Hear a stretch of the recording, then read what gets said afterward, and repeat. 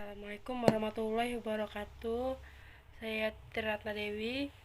Di sini saya akan membahas mengenai kasus situasi Laut Cina Selatan setelah putusan PCA. Situasi Laut Cina Selatan atau LCS 2 tahun setelah putusan Pengadilan Arbitrase Permanen PBB di Den Haag, Belanda belum menunjukkan tanda-tanda ke arah semua pihak yang berselisih menemukan jalan keluar, tetapi sebaliknya kerumitan telah menghadap di depan.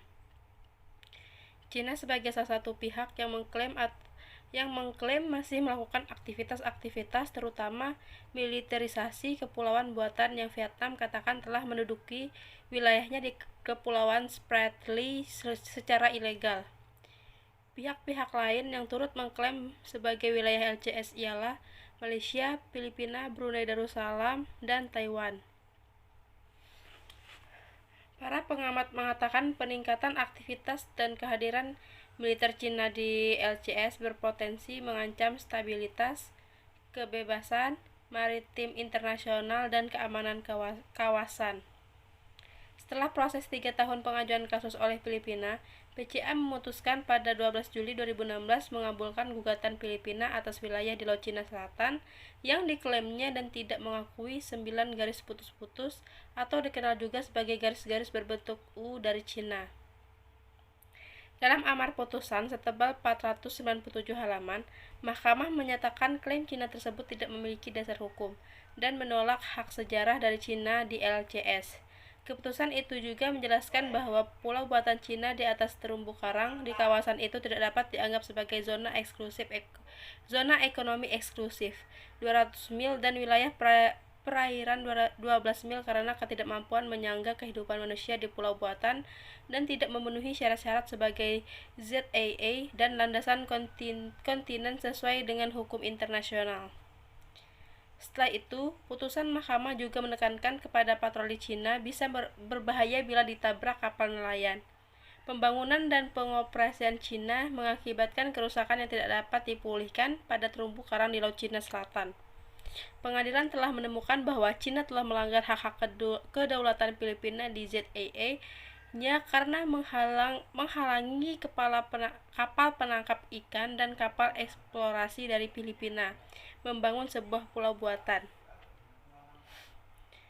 Juga dinyatakan bahwa nelayan Filipina dan nelayan Cina memiliki hak mencari ikan di Setbrau Shoal, namun Cina turun mengintervensi untuk mencegah akses nelayan Filipina ke laut. Segera setelah putusan pengadilan keluar, Beijing mengumumkan tidak dapat menerima dan tidak mengakui hasil penilaian. Departemen Luar Negeri, Departemen Pertahanan Nasional, dan banyak media Cina secara bersamaan mendesak putusan Mahkamah Internasional mengenai gugatan Laut Cina Selatan dihentikan. Jadi setelah isu yang saya sebutkan, yang jadi pertanyaannya di sini adalah apakah PCA berwenang untuk mengadili sengketa hukum laut internasional? Jadi penyelesaian keputusan ini yaitu sesuai dengan pasal 287 UNCLOS 1982 dan Provisional Measures. Di dalam pasal 287 ada 4 pengadilan, yaitu International Tribunal for the Law of the Sea, yang kedua International Court of Justice, yang ketiga Arbitral Tribunal, dan yang terakhir Special Arbitral Tribunal. Lalu Provisional Measures artinya mahkamah dapat mengambil keputusan sementara sambil menunggu keputusan akhir. Penyelesaian sengketa hukum laut diatur dalam UNCLOS 1982, namun pelaksanaannya tidaklah mudah, seperti halnya yang terjadi pada konflik di Laut Cina Selatan antara Cina dan Filipina. Apakah PCA berwenang untuk mengadili sengketa hukum laut internasional? Berdasarkan hasil analisis terhadap sengketa gugatan Filipina terhadap Cina mengenai Laut Cina Selatan melalui PCA, gugatan yang diajukan Filipina tidak menyalahi aturan yang ada pada UNCLOS 1982 dan tidak menyinggung mengenai masalah kedaulatan. Putusan arbitrase ini tetap bersifat final dan mengikat meskipun Cina menyatakan tidak berpartisipasi dan tidak menerima keputusan tersebut. Kedua pihak tetap harus menghormati keputusan tersebut dan menjalankan sesuai dengan itikat bait.